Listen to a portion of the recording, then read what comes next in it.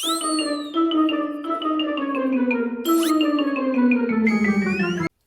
guys, Amelia here. Let's talk about constipation. Disclaimer alert, keep watching, it'll be over soon. And specifically, we're going to be talking about constipation in folks who have Parkinson's disease. So this is something that obviously does not come up at the top of the conversation when we're talking about Parkinson's disease for obvious reasons. You know, people don't want to talk about pooping, or more specifically, the problem with being able to go poop. But it is a really big issue for many people who have Parkinson's disease for a variety of reasons. In many ways, Parkinson's disease kind of creates a perfect storm to create constipation in folks. So I want to start by first talking about how your bowels work. I know, super fun stuff, real jazzy here, real jazzy. And then we're going to talk about why people who have Parkinson's disease are more susceptible to issues with constipation because of how bowels work and how the bowel can be affected by symptoms of Parkinson's disease.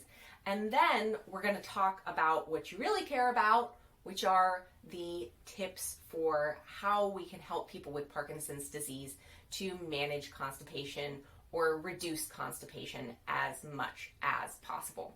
I do want to say first and foremost that constipation is more than just something that's uncomfortable for people.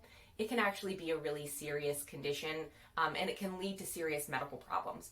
So if you're watching this and you are suffering from constipation, or you are caring for someone who's suffering from constipation, then it is really worth having a conversation with your doctor about it. Don't be shy.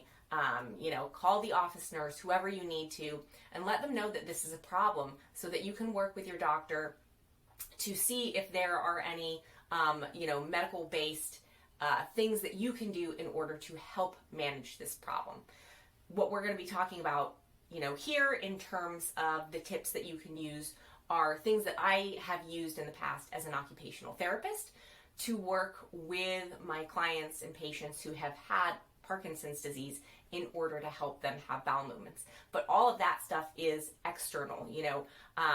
As an occupational therapist, I can't just prescribe medications, I can't talk about medications, that kind of thing.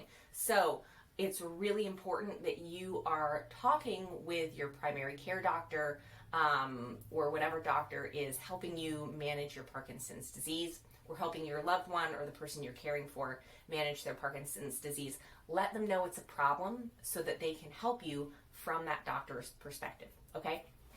All right, so now that that's out of the way, let's talk about your bowels and how bowels work.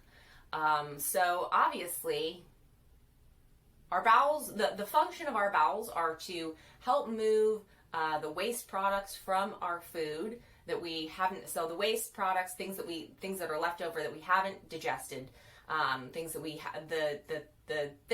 that we haven't digested, move them out of the body. Because of course, if something comes into the body, we have to either use it, burn it off as energy, store it as calories, or we need to get rid of it. It can't stick around. So your bowels perform an absolutely essential function, getting rid of your poop. And here's how the process works. So there are really, three basic processes involved in that will be helpful in terms of thinking about how your bowels work.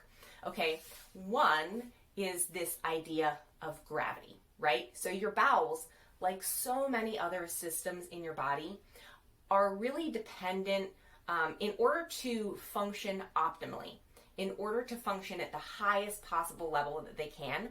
Your bowels really benefit from having gravity, and they benefit from having gravity. You're about to lose my head here, so my face will be back. I mean, whatever, who cares?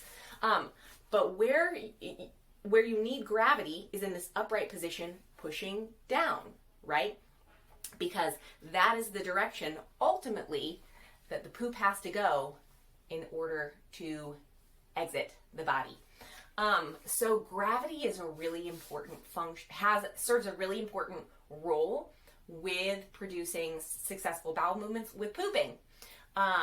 just as it plays a really important role in other functions of your body. So that's one thing that we need to be thinking about when we're thinking about helping folks who are suffering from constipation for all kinds of reasons, but certainly for folks who have Parkinson's disease. And so I should say, like, to expand on that a little bit more, so one of the reasons we often see if someone is bedbound or if they're in the hospital for a while or for some reason they're not getting up and they're laying flat on their back, or they are, for safety reasons, they need to have bowel movements at a bed level. They need to use a bedpan or a bed pad or something like that in order to go poop. We see folks getting constipated more often in those scenarios because gravity isn't there doing its job, helping to push everything down.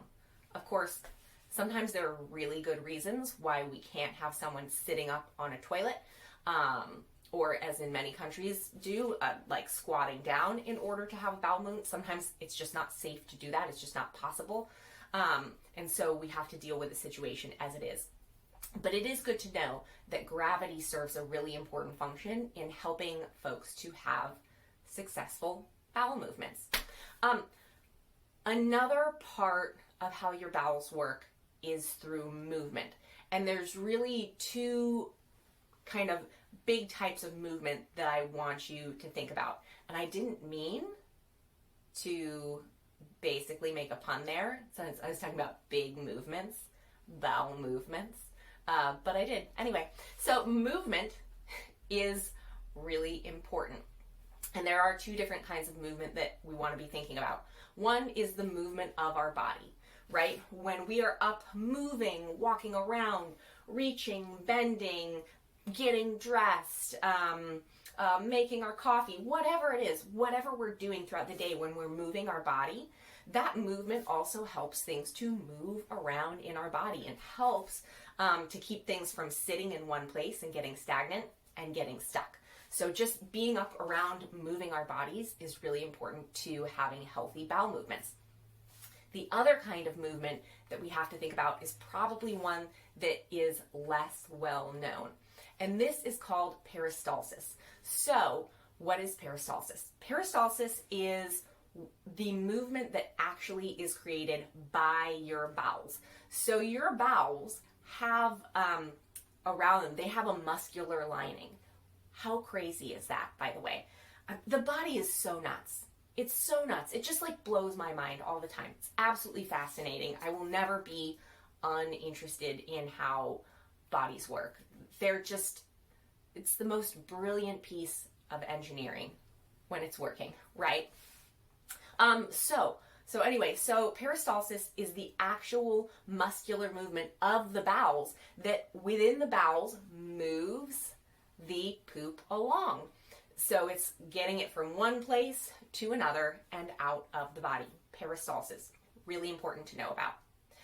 The next thing that we want to be thinking about when we're talking about how your bowels work is the level of friction that is in the bowel, right? So how slippery is it in the bowel, or how not slippery is it in the bowel? And, a lot of times when we're thinking about bowels, we want them to be slippery enough, right, that the poop can move along and get out of the body and it doesn't get stuck. So how do we make things slippery? There are a couple of ways. One is fiber, right? We talk a lot, or you hear a lot about having enough fiber in your diet. And that's because that helps to move things along and also to clear things out, kind of like sweeping out the bowel so stuff doesn't get stuck and left behind. The other part of that is water. So when we get dehydrated, that is really bad for pooping because there's not enough water in the bowels to make things slippery to move the poop along. All right? So that's probably why, if you've ever been to the doctor and you've said, oh yeah, I'm kind of having a hard time going, if they ask you about that, and probably if you go into your regular health checkup, most doctors are asking, hey, are you having any problems with going to the bathroom or constipation or anything like that? And if you say, oh yeah, I'm having a really hard time, one of the things that they will often suggest is drinking more water. Now, again, sometimes people might have other conditions that might require them to limit the amount of water that they are drinking. If that reminds you of someone or yourself, then you always want to make sure that you are talking with your doctor about what the appropriate amount of water is for you to drink. However, for people who aren't on any kind of water intake limitation, making sure that we are well hydrated is a really important way that we make sure that our bowels are functioning well.